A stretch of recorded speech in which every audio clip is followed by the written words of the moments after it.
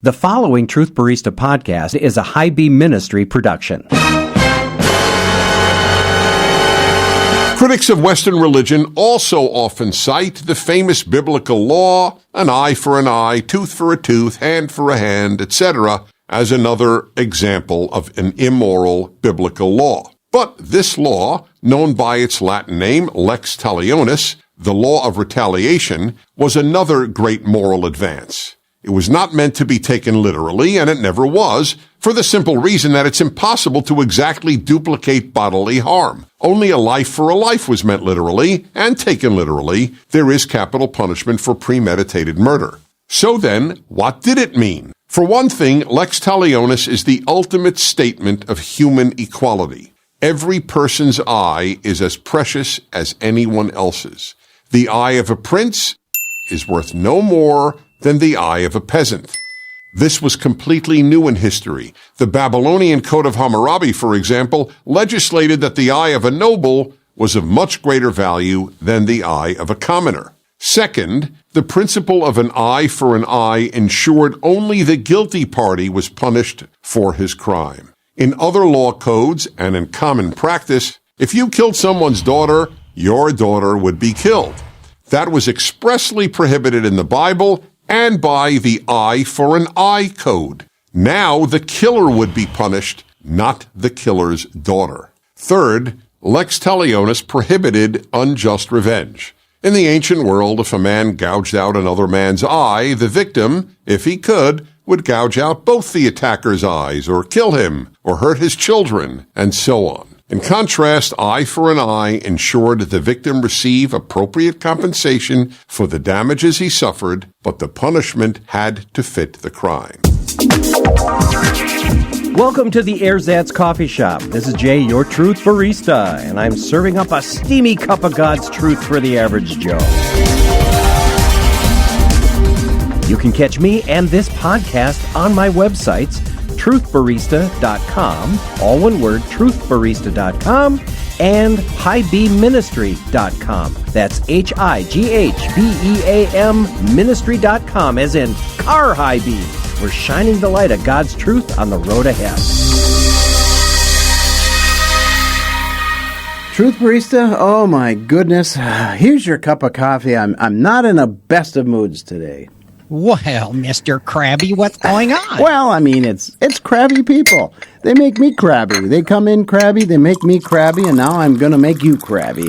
It's just did we have an uncomfortable breakfast rush today? Well, people are demanding things all the time, and then they're not grateful, and they're just kind of, crabby. There's a lot of kindness in the world. I don't know why we don't get more kind customers. I just don't get it. That's because people are who they are. We are inherently selfish, right? Mm. And I bet you, after some of those incidents, you just want to reach across the old coffee counter there and give them a little wall-to-wall ministry, right? Mm-hmm. Five-fold ministry. You fold those fingers in and just pop them one. Because some people, you just got to knock the snot out of them, right? Is that what you want to do? Well, I want to do it, but I know you're going to tell me that isn't what Jesus would do, right? Exactly, because that's kind of the direction we're heading in our study here on Jesus and the Torah and the law. It's really fascinating because, as we went through this big study on Jesus didn't do away with the Torah and the law, but instead he said, this is how you do it. And then for the rest of chapter 5 and then 6 and then 7 in our study here, he's showing us how you do it. And I found in this next section here basically it deals with retaliation, vindication, resistance. A lot of these verses are very, very familiar to people, and some of these verses are very misunderstood by people. So I want to walk you through it, and you tell me if you've had any kind of change of perspective. Okay, sounds good. I think it's the section that says I can poke somebody's eye out. Yeah, it says that. Oh, eye for eye. I can poke somebody's eye out if they, poke mine out. Something, you just need to sit back, sip your coffee, and I'll walk you through this, okay? All right. This is all from Matthew 5, 38 through 41. So this is what we're going to focus on today in our Bible study. So here you go. Jesus is talking and he says, you have heard that it was said, an eye for an eye and a tooth for a tooth. Now, just stop right there. What does that mean to you? Well, I can pop somebody in the nose or poke their eye out, and eye for an eye, tooth for a tooth. I mean, come on, it's I can do exactly what was done to me to them. Okay, and then they can do exactly what you've done back to you. Is that what you're telling me? Well, I suppose. I guess that's, retaliation again. Well, I love this quote from Tevye from the movie Fiddler on the Roof. An eye for an eye and a tooth for a tooth. Very good. That way the whole world will be blind and toothless. So you get Tevye's point. Retaliation isn't exactly the way to solve an issue. So let's go on with what Jesus said. You have heard that it was said, an eye for an eye and a tooth for a tooth. But, see, there it is, verse 39. But I tell you not to resist an evil person, but whoever slaps you on your right cheek, turn the other to him. Verse 40, if anyone wants to sue you and take away your tunic, let him have your cloak as well. And whoever compels you to go 1 mile, go with him too. Give to him who asks you, and from him who wants to borrow from you, do not turn away. There's a bunch of stuff in here, so let's just unpack these slowly, shall we? Can I ask a question? Okay. Well, it seems as if it says that he's saying, don't resist that which is evil coming upon you. However, we have seen so many carjackings in our city, so many home invasions and all of that. It just seems to me that when evil comes knocking on the door, we should protect ourselves against it and not open the door to it, so we're victims of evil intent. What do you say to that, Truth Barista? Okay, that is a great question because we're not talking about crimes here. We're talking about everyday life. So when we say evil, evil can do with crimes, in which case we do have a right to self-protection and self-defense. However, in everyday life, Jesus is saying, no, self-protection and self-defense does not extend if it moves into the area of being selfless or selfishness. And that's the point that I'm making in this section. Good point. Okay, so here we go. Let's go back to the origin of this, and an eye for an eye and a tooth for a tooth. Okay? In Exodus 21:24, it says, eye for eye, tooth for tooth, hand for hand, foot for foot. In Leviticus 24, verse 20, it says, and it goes on, fracture for fracture, eye for eye, tooth for tooth. As he has caused disfigurement of a man, so shall it be done to him. Deuteronomy chapter 19, verse 21 says this, your eye shall not pity. Life shall be for life, eye for eye, tooth for tooth, hand for hand, foot for foot. And that's from the New King James Version. So it's very clear here. The context, if you look at it, of eye for eye shows that God is not commanding retribution. What he's doing here is controlling or limiting it. Did you catch that? If somebody hurts your eye, you can only go so far as to hurt their eye, if we're just taking it the letter of the law. Do you see that? Well, I do. So are you saying that I do get to do what was done to me? Is that what you're saying? I can't go beyond that? In other words, if somebody pokes me in the eye, I can't break their nose. I can only poke them back in the eye. Is that what you're saying? Right. Right. If you're going to the letter of the law. But once again, we want to get to the spirit of the law. What was God's heart when he gave Israel this command? So again, he's not saying if somebody pokes you, you have the right to poke him back. What he's saying is there is a limit to what you can do to the other person for what they've done to you. So God's heart is you don't have the right to escalate. You don't have the right to take more than what's done to you. It's a lock on your anger. Do you see that? Okay. It's only an eye for an eye, no more. And by the way, I just need to point this out here. According to the rabbis, taking a body part for payment or retribution has never been used. The sages decreed that in order to fulfill this verse or to abide by this verse, material or financial compensation can be given, fairly assessed for loss of time, money, healing, future employment. It's very fair to the point of minutia, as the rabbis have taken it. So let's put it this way. If you're on the job and you get an accident and you lose a body part, then it would be perfectly right for your employer to compensate you because especially if it was an unsafe condition. Do you see that? I do. And it reminds me of the verses in Leviticus where it talks if you actually, whether intentionally or accidentally, cause a pregnant woman to abort, you're in trouble. There's something you have to do, right? There's some compensation. Am I wrong on that? No, you're absolutely right. You have to compensate the woman, especially you have to compensate the woman's husband for the loss of the child. And again, there are extenuating circumstances. In some cases, you're tried for manslaughter. In some cases, there's simply a financial compensation, especially if it's an accident. See, this is the spirit of the Torah. It's looking for a balance between justice and mercy, between vindication and love. And this is what we're trying to get at is let's not take it according to the letter. Let's go to the heart, the spirit of the matter, which is exactly where Jesus was taking this with murder, adultery, divorce, all that stuff. He continues that same thing through these verses. Even though he has given us, God has given us the right eye for an eye, tooth for a tooth, I think the higher law, I think what you're saying, is mercy. Always be merciful in situations like that. Therefore, don't retaliate, but give mercy. That's where we're heading. And again, I need to say it. Eye for an eye doesn't give us the right to retaliate, although most people read it like that. According to God, it is a limitation on what you can do in retaliation. Now, Jesus is going to deal with retaliation here. Now, he puts it in terms of an insult. Okay, and I'll walk you through where that comes from. Okay, this should say, you shall not, the verse says, don't resist an evil person. Given the context and the wording, it should say, you should not retaliate against an evil person. Now, evil is not a murderer. It's somebody who does something in an ungodly way. So how do we know that he's talking about retaliation? Because this action of slapping back occurs after the incident with the other person, not before. Do you see what I'm saying? I think I do, but I have a question. If somebody's going to slap you and you slap them first, that's a preventative. But if somebody slaps you and you slap them back, that's a retaliation. Got it. Okay. Now, the wrong conclusion based on Exodus and Leviticus and Deuteronomy that we just read would read like this. But Torah says I have the right to retaliate, according to Exodus.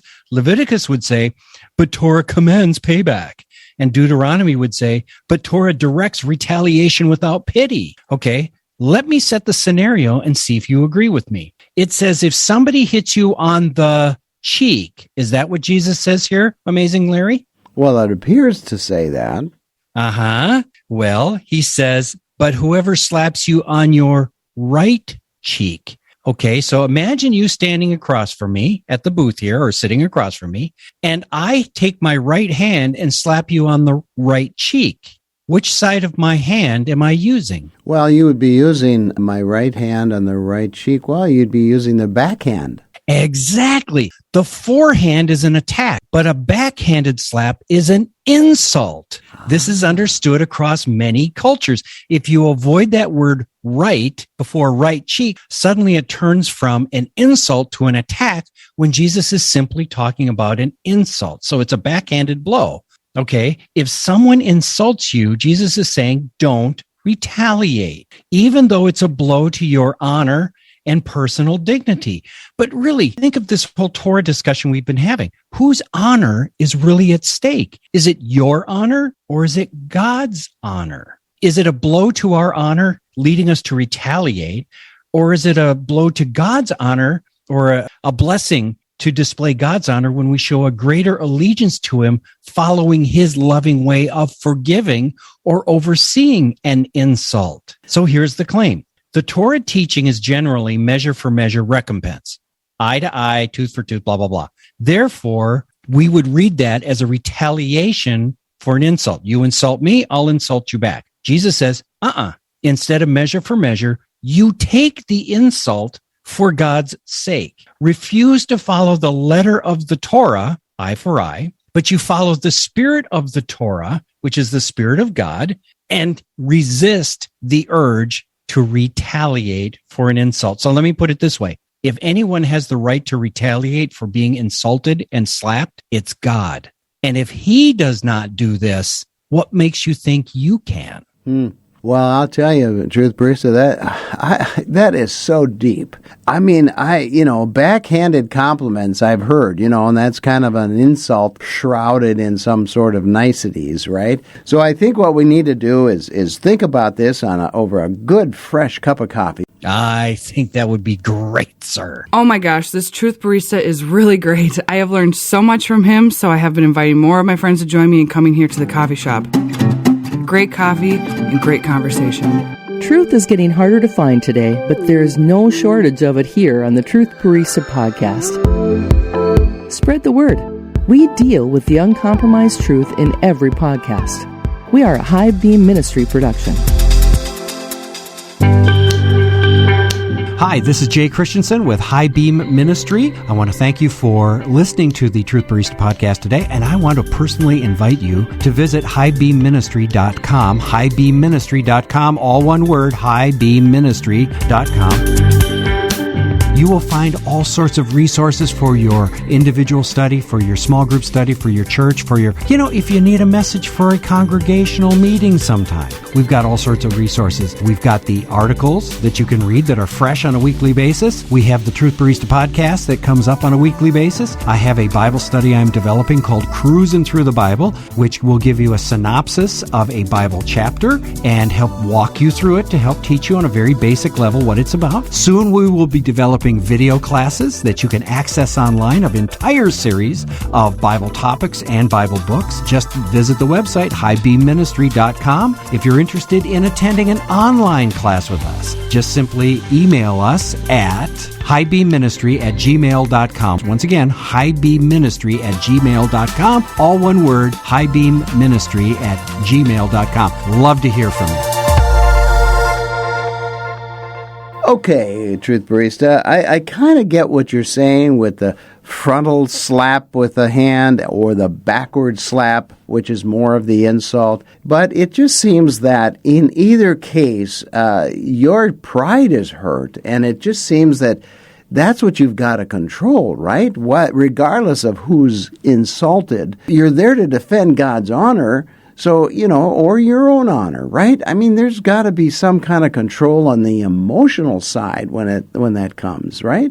Well, on this matter of honor, that's an important point. But you see, if we're selfish, honor is a very big thing to us, our honor. If our honor is smudged, we're going to try to restore our honor. But really, if we're going after God's honor, his honor doesn't need to be defended. So when it's a matter of God's honor, we can be selfless, and that's more honoring to God than trying to defend him by stepping between him and the person who has insulted either him or us.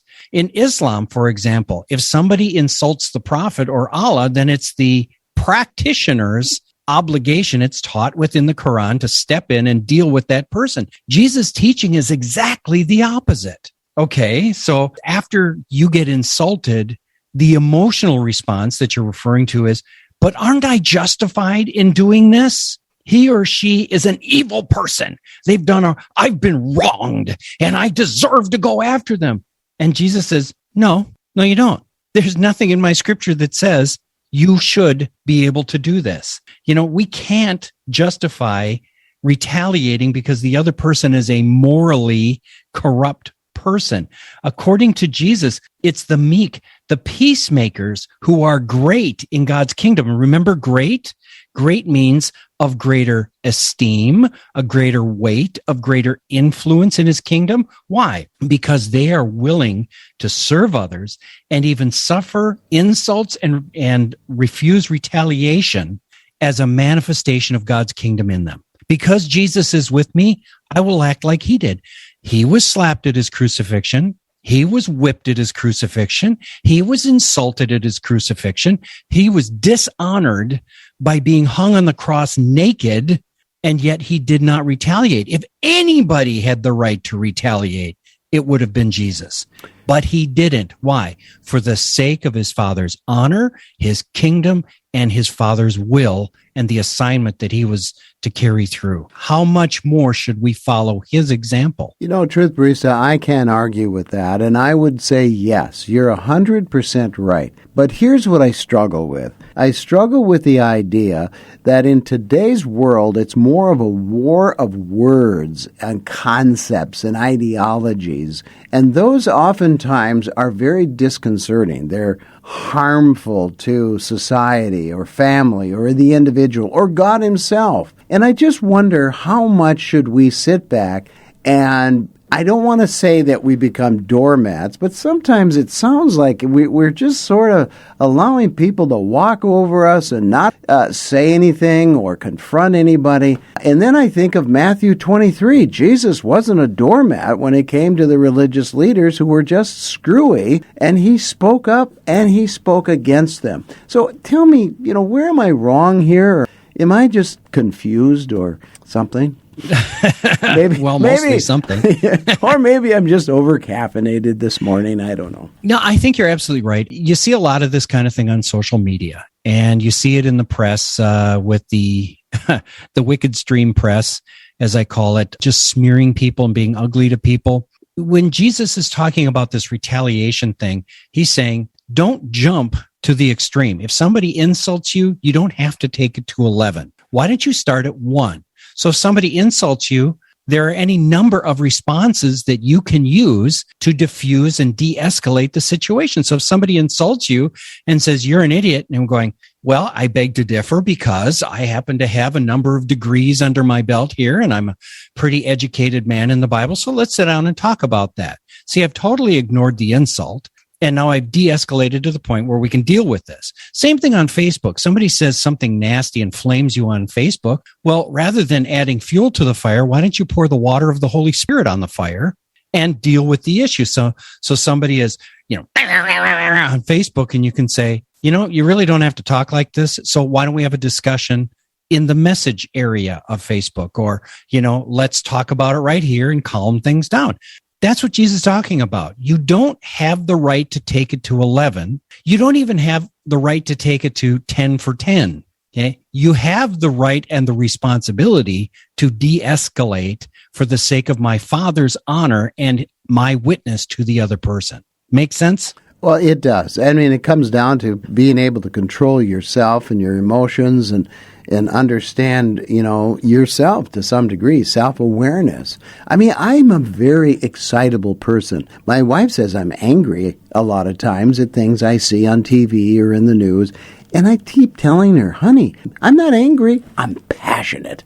Well, that's true. You can be passionate without being angry. You can be passionate without taking it to 11. That's what I'm getting at. And again, I go back to this. It's the meek people, which means strength under control.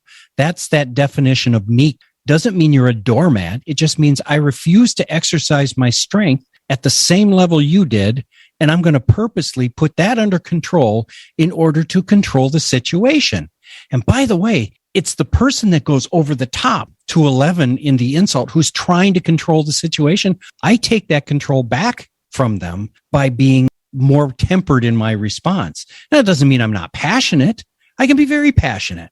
I'm just not going to use words that are inflammatory or insults that would act as a way to hurt the other person, because it's not going to deal with the insult situation. It's not going to calm anything. So do you ever confront somebody about a habit or a personal thing that bothers you or is an insult to you? Do you ever say to somebody, and how do you say it? That was such a setup because I was just kind of going here. Didn't Paul say, speak the truth in love? That's the benchmark. I can look at somebody and saying, you're very unfair in that comment. In fact, that was a lousy comment because there's no basis in it whatsoever. So I'll let you walk that back if you want. But if not, I'm going to have to confront that. But I'm going to do it in a loving way. I'm not going to call you a jerk or any other thing that comes to mind. It's like, I'm going to address the point, not the person. See, going after a person, they call that the ad hominem attack. It's, I'm going to attack you. And ad hominem attack attacks the person, not the point. We need to get to the point. That's what's important. Okay, so really, let's move to the next one, because that's kind of along that same level of selfishness versus selflessness. So it's verse 40 in your text there, Matthew 5, verse 40. If anyone wants to sue you and take away your tunic, let him have your coat or your cloak as well. Now, this one is totally misunderstood by a lot of Christians because we are not in first century Jewish culture. We don't know how they dressed and what that means. So let me put it back into the context if I can. Okay. The tunic is called a chiton, chiton, a chiton, and it's worn next to the skin. This is your underwear. Okay. Let's face it. It's just without that on, you be naked. All right. Wow. I'm not giving you my underwear. No. The cloak or the coat as it's here, or the wrap, is called the hamation. That's worn over the top for protection and warmth. So when you see the Bible pictures in the show, The Chosen or whatever, and you see they have the long white undergarment, but then they have the colored cloak on top of it, the undergarment is the chiton, the top garment is the hamation. Okay. You'd never surrender the chiton because then you'd be naked. Okay. But you could surrender the hamation. And in fact, that was a common practice because you need the hamation, but you absolutely need the undergarment. You would surrender your outer cloak as collateral for a loan. That's very well known in Jesus' day. So when somebody says somebody sues you for your hamation, instantly every Jewish person is going, oh, this is a loan collateral situation. So if I wanted to borrow money from you, you would say, I want my collateral. I would give you my outer garment. Why? Because at night, without that outer garment, it gets really cold. So I'm motivated to pay the loan back as soon as possible. However, even the law, the Torah, protects the borrower because it says, okay, well, if you loan out and you give your outer cloak as collateral, the lender has to give it back to you at night to keep you warm. But during the day, when it would normally keep you cool, you bring it back to the lender. So you are uncomfortable during the day and motivated to repay to get it back. But in mercy, the lender has to give it back to you at night. And it's a back and forth thing. Do you follow me so far? Yeah, I do. There's mercy in it. It'd be like if I took out a loan from you, you get my car overnight. Okay.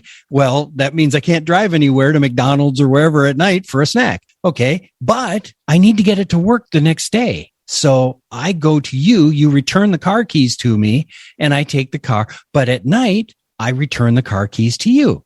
See, it's a motivation thing to repay. It's great. And I suppose I have to return it to you with a full tank of gas. And I wish you'd return it to me as soon as possible. Thank you very much. No. Okay. So here's the deal, though. If the lender keeps the hamation, the outer garment, during the night, then it's okay for the borrower to sue the person for the outer cloak back. Do you see what I'm saying? Oh, very interesting. Okay. So this is not about a lender suing a borrower. It's about the borrower suing the lender for the collateral that must come back to him at night. So this is who's doing the suing in this verse. So what's happening is he's saying this, and this gets a little complicated because we're going into the context, okay?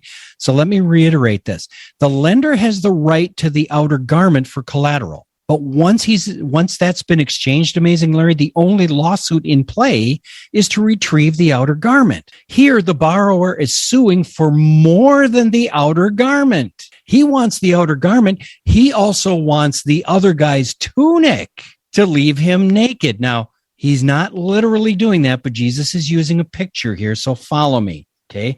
If a person sues you beyond the limits set in the law, which was, I can sue you for the outer garment, I'm not allowed to sue you for the undergarment, okay? So suing for the undergarment rather than just the outer garment that you rightly hold, then let them have the loan without collateral. You see, if you're naked, Jesus is saying, sure, if you loan them money and you don't take the collateral or you let them have the collateral back, you are financially exposed. That's the point. Jesus' teaching here is about loving God more than ourselves. What's more important? Helping the needy person, which would be the lender giving money to the borrower, or insuring your loan. See, if I lend my money, but I don't take any insurance for my loan, I am now exposed financially. They could walk away. But on the other hand, if I keep hold of that collateral, then I can be really selfish in the other direction. Jesus is saying it's better for you to be defrauded and you show mercy than to be selfish and ensure your right to what is legally right. See, even Paul says this. In Corinthians, he's going, all y'all in the Corinthian church are taking each other to court. Why are you doing this? You're showing that you can't solve your own issues within your own congregation. Why don't you deal with it in the congregation? And even if you can't win the lawsuit, then isn't it better to be defrauded and show God's love and mercy than to be ugly about it and make sure you get justice within your congregation, which results in hard feelings, church splits, etc. It also says that we shouldn't put our money out for interest, charge interest on loans. But you see, the Torah here, if you want to put it in those contexts, says you lend the person money, but you don't take interest. But you should get it back, which is why there's the collateral thing that protects your financial interest in the matter. However, you can loan money at interest to a Gentile. So this is between Jew and Jew. So here's the point. It's about loving God, again, more than ourselves, being selfless rather than selfish, even if it means surrendering our rightful legal action to be vindicated. And by the way, amazing Larry, doesn't our Heavenly Father help us freely? Then we too should be unselfish when put upon. Of course, there are times when we need the courts, but let's weigh our self-interest against God's witness through us by showing love to other people. So the Torah teaching is measure for measure, right? Eye for eye, and fight for our vindication. But Jesus is saying, no, in some cases, in fact, many cases, be willing to be wronged for God's sake. Wow. That is so good, Truth Barista, but it's very difficult to do because we're human and we want to take care of our human interests, right? Hey, I have a right. And of course, that's the era we live in. It's the era of our rights. So it's very difficult, but you're right. If we're surrendered to God, our hearts belong to Him. He's the one that ultimately is going to take the hit. And again, you're right. We live in an era of rights over responsibilities. What Jesus is doing here is putting responsibilities over rights. And that puts God over the other person. And it especially puts God over our person. Oh, that's so good. Well, Truth Barista, we've got to get back to work. The lunch crowd is about to happen, and I got so much to do back there to get ready for it. So until next time, when we sit in this anointed booth, we'll have to postpone all the other stuff that you wanted to bring out today. Well, next week we'll talk about resistance. So get to work. I'll get the front end going here. I'll talk to you in a second. We are presenting God's truth for our day. You're listening to The Truth Barista, a production of highbeamministry.com. This is Jay, your Truth Barista. Thanks for listening to the Truth Barista podcast. The best way to find out when a new podcast drops is through RSS feed. Go to our website, look for the RSS button, press it, and then enter your email. You'll be notified when a new podcast drops. Thanks for listening.